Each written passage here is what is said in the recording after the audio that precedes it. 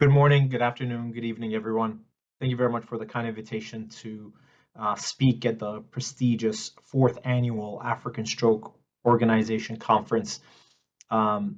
It's very unfortunate that I could not be with you all in Tanzania. It's absolutely my dream to visit one day, and I hope one day soon we'll be able to do this. I'm honored again to represent the Society of Vascular and Interventional Neurology and Mission Thrombectomy, the advocacy arm of the SVIN, to speak to you today about Mission Thrombectomy, increasing access to advanced stroke care and closing the gap. I have no relevant disclosures to this talk, other than the fact that I am extremely passionate about what I'm going to talk, so that is my very clear bias. As you all know, every year, almost 800,000 individuals will have a new or recurrent stroke. And on average, every 40 seconds, someone in the United States has a stroke. Globally, 1 in 4 individuals above the age of 25 will have a stroke during their lifetime. And over 12.5 million people worldwide will have their first stroke this year. And over 100 million people in the world have experienced a stroke at any given point in time. On average, every 4 minutes, somebody dies from a stroke. And globally, this number is approximately 6.5 million people. And by the end of this talk, 30 individuals would have died from a stroke, and 5 people would die due to a stroke. 20 million die. It's not unusual for a person who will to age approximately 3.6 years every hour. And a typical stroke will kill almost 1.2 billion neurons, and a person would age 36 years. I'm going to talk to you a little bit about a short story. This is a case of a confused man. This is an octogenarian who came with hypertension, hyperlipidemia, coronary artery disease, and acute onset word-finding difficulties, right facial droop, right-sided weakness while driving his car, and a mild motor vehicle accident. Bystanders called EMS. He arrived to the ED an hour after symptom onset, helicopter to our hospital when stroke symptoms were detected. His vital signs were fine. Nothing major. On exam, he was alert, aphasic with profound neglect, did not recognize his deficits, had right gaze deviation, but was crossing the midline when tracking, aphasic with homonymous hemianopia, flaccid right-sided face, arm, and leg hemiparesis. Vital signs were stable, and this is a CTA. And as you can imagine, again, this is not new to most of you. For the trainees in the audience, typically when you review neuroimaging, I always tell my trainees to draw an imaginary line. And so a lot of this is about symmetry. So I compare one side to the other. This is the right side, this is the left side. You can see on the left side, there is a clear blockage or cutoff of the left middle cerebral artery. This is called the left MCA occlusion. CT perfusion showed a mismatch. This is basically, NIH stroke scale was 22. So the patient was taken immediately for thrombectomy. You can see there's a forced gaze deviation. Patient was unable to lift their arm, unable to lift their leg. Patient was within within 24 hours, so we took them for thrombectomy. And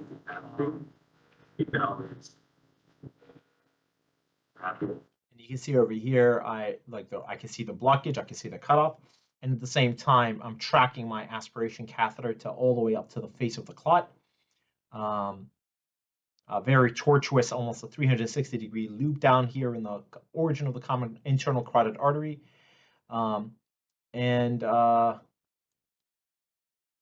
You can see I track a microwire over microcatheter. I track the microcatheter over microwire, and subsequently I get an aspiration catheter all the way to the face of the clot. In this case, I believe I also use a centrifuger. And you can see over here, we were able to establish complete recanalization. We're very lucky over here because this patient actually had an MCA bifurcation aneurysm. It was very small, so we were very lucky not to have perforated it. And this is the clot that we were able to retrieve. NIH stroke scale was 4 within 24 hours, and this is the patient's exam. it dropped to 2, like an anatomical scale of 2 subsequently. And you can see over here, the patient's exam was significantly improved, moving all extremities. With some confusion, language was also he was discharged home to acute rehab and subsequently discharged home. This is myself and my team doing the thrombectomy. And the question you may ask is, like, how did we get here so fast? And the simple answer, unfortunately, was it was not fast at all.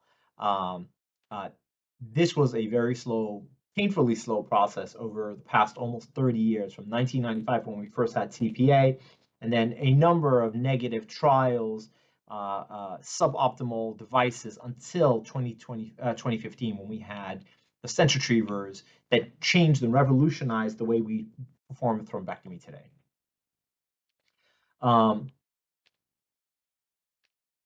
So in my perspective, I always describe stroke as the long neglected silent pandemic.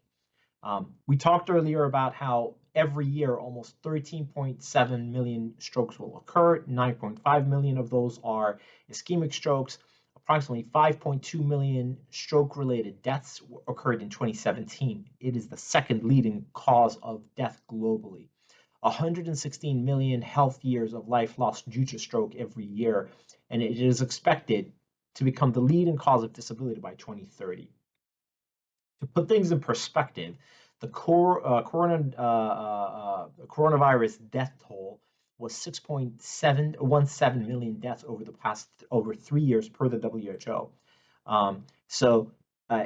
I always like to highlight this because we're going to kill like a stroke will kill almost double that number, just under double that number every year. Yet it's not really considered a pandemic. If that's not a pandemic, I don't know what is. In collaboration with some colleagues who do a lot of work on macroeconomics and the consequences of stroke, I believe this is a group at Brigham. They basically did an analysis looking at the disability-adjusted life year data for all stroke and its subtypes, and they came up with they were able to estimate the macroeconomic losses using a value of lost welfare approach. What they found was almost $2 trillion, or 1.6% of the global GDP was lost due to stroke overall. And I'll just let that sink in for a second. That is a massive number. Yeah, you can see this over here as well. So the mechanical thrombectomy access gap, but basically we estimate approximately of 10% of large vessel occlusions, estimated like a worldwide estimate of 10% of large vessel occlusions yields a staggering 1.3 million large vessel occlusions of strokes annually. The total mechanical thrombectomy worldwide in 2016 was less than 100,000. In 2023 was almost 260,000. So we're still far from achieving offering thrombectomy to all patients. There's a triple challenge with expanding mechanical thrombectomy access. One, the unpredictability of occurrence, the poor recognition, and number three, it's a time-sensitive outcome. So the earlier you can intervene, the better.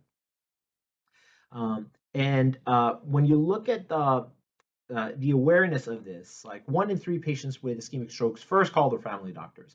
Only 38% of patients in the United States were aware that all 5 of the symptoms of a stroke, and knew that was essentially cause to call 911. And in 2011, 56% of the U.S. population had access. Only 56% of the U.S. population had access to stroke care by 60 minutes by ground to endovascular stroke care, or being treated at a thrombectomy capable center. And the recent modeling data show that we need an additional 20 optimally located comprehensive stroke center per state to achieve 60-minute ground access for 63% of the U.S. population, and 60-minute ground access, air access, for 83% of to a comprehensive stroke center. So as you can imagine, this is a big problem, and it's an even bigger problem for low and middle income countries. So we asked ourselves, when does a treatment need to become a public health intervention? treatment must be considered in need of public health intervention. They must meet some criteria. One is it has to have a large health burden that's only getting larger, and that's one checkbox. The burden distributed unfairly, so certain segments of the population have unequal access, of course. There is a highly effective and safe treatment for the condition. There must be evidence that upstream prevention strategies could substantially increase access to effective treatment, and there's a tangible cost to society. So based off of that, know that there is at least a huge disparity between a life-saving, safe, effective intervention and the number of patients who are actively receiving it globally. In 2016, Mission Thrombectomy was born. It was established as a metric-driven umbrella campaign under the International Society of Vascular and Interventional Neurology. It basically became the advocacy arm with the ability to enact some interventions.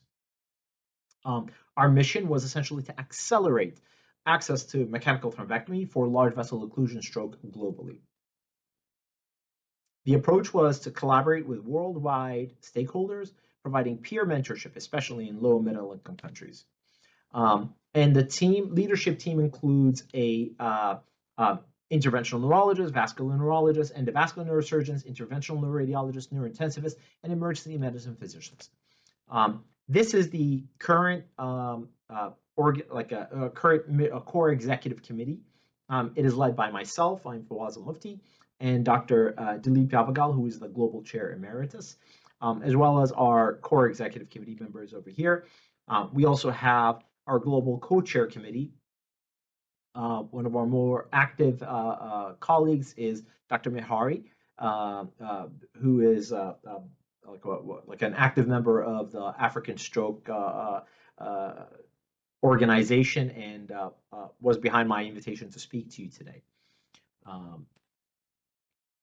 Additionally, every country has a country liaison and regional committees. This is our program management team as well.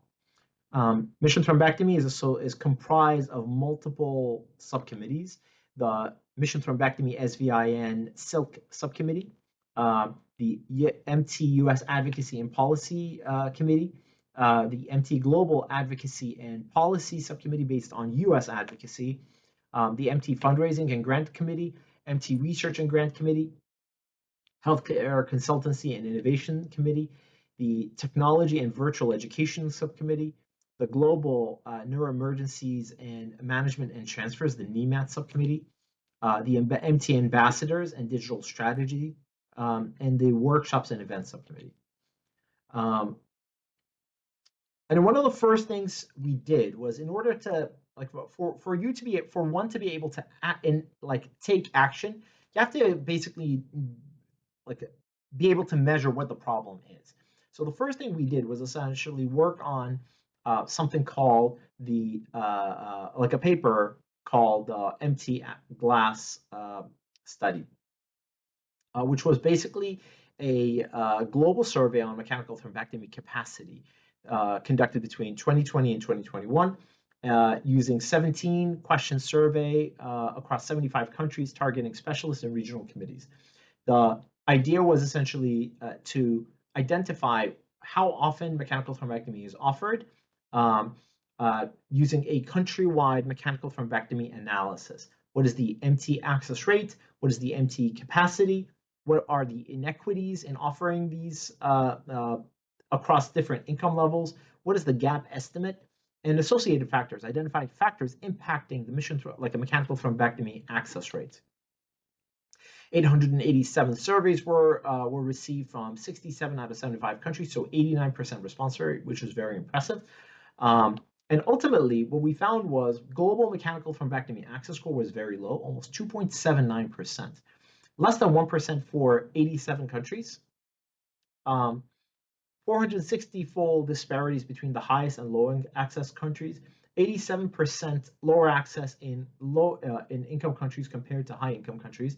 And the income level is a significant predictor of MT access.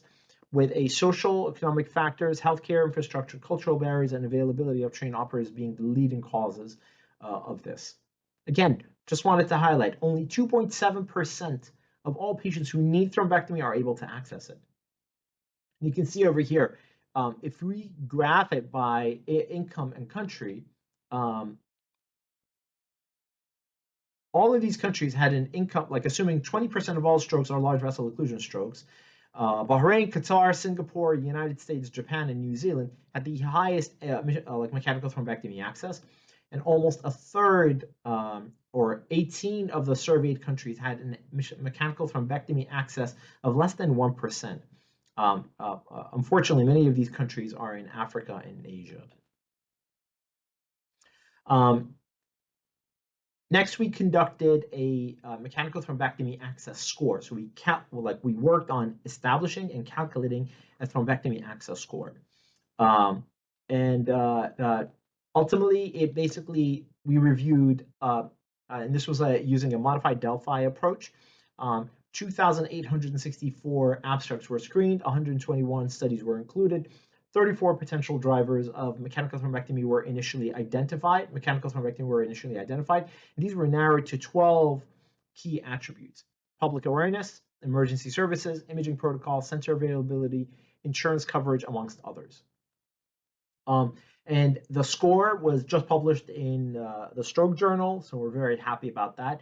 But for example, this country had a mechanical thrombectomy access score of 22 out of 36 based on their availability of ED triage protocols, insurance availability, device availability, public education, pre-hospital screening, availability of mechanical thrombectomy operators and centers. So we basically felt that in order for us to identify what the problem is, we have to be able to measure it.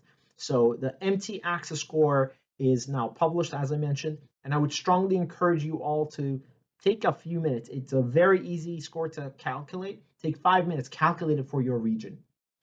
And if you're interested, we're working on a validation of this. So if you're interested, please feel free to email me, and I will share that, include you as part of our validation trial, and probably include you as co-authors on this paper as well.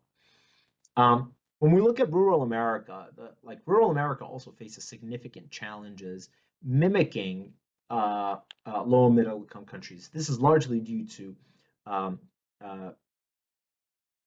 insufficient healthcare infrastructure, limited access to specialized stroke centers, limited availability of trained personnel, geographic barriers leading to further delay, and limited standardized EMS training. These disparities in rural and underserved population make them even more vulnerable to higher rates of disability and death following a stroke. And while rural America has the potential for potential resources and healthcare frameworks, both LMICs and rural America suffer from systemic barriers that hinder that hinder frameworks, and both areas suffer systemic barriers that hinder timely and effective stroke care.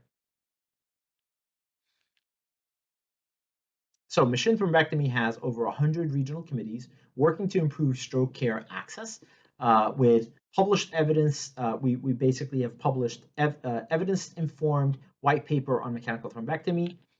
We've launched a tele-observership and tele-proctorship programs that I will be talking about shortly, consultancy services, and awareness campaigns. This is our white paper that is geared towards, in a very simple language, geared towards policymakers, and it's been published in almost 20 languages so far. Advocacy definitely works. This is essentially the Indian Regional Committee, one of the Indian Regional Committees, and this was during the release of the mechanical thrombectomy white paper.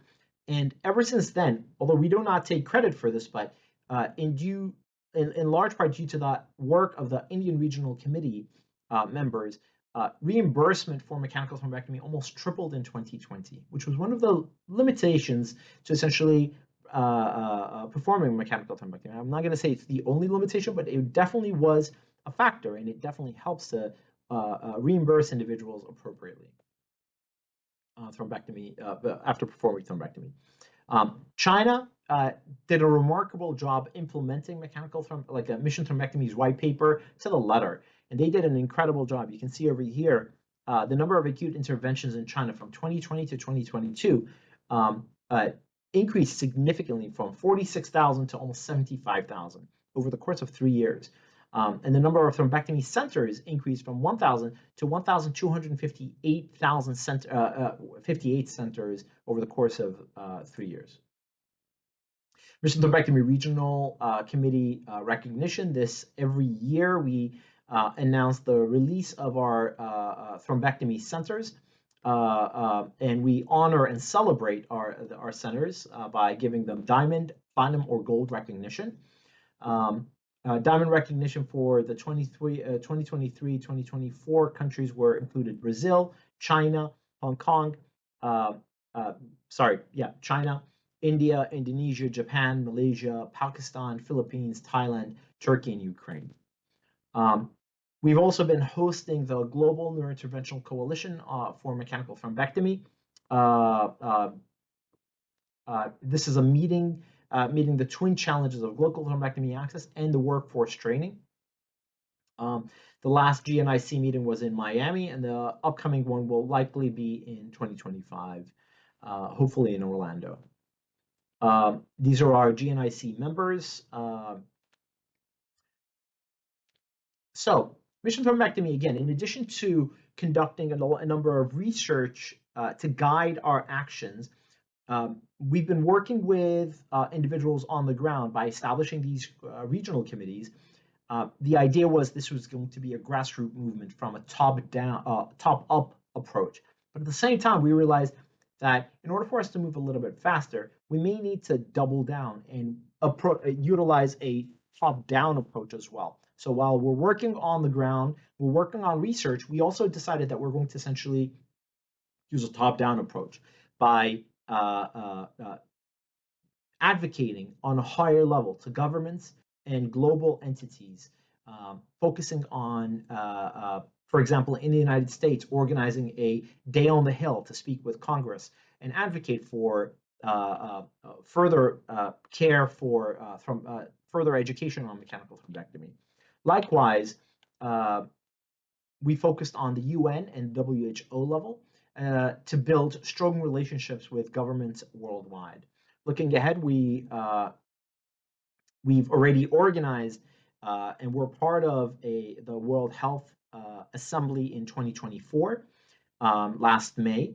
And we're looking ahead, we're planning on organizing an event at the 2025 New York City ASOC WHO meeting that has a potential of hosting a satellite meeting to further amplify our global efforts.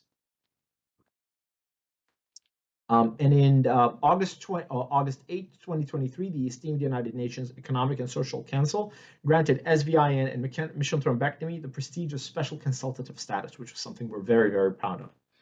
It basically gave us a seat at the table to advocate on behalf of our patients and our colleagues. Basically, ECOSOC consultative status further solidifies Mission Thrombectomy's commitment to global stroke care by granted formalized access to participate, comment, present, and consult with initiatives and commissions of both ECOSOC and the United Nations.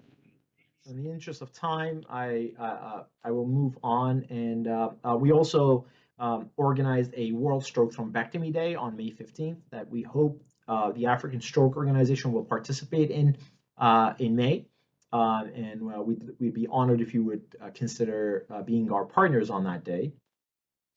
And again,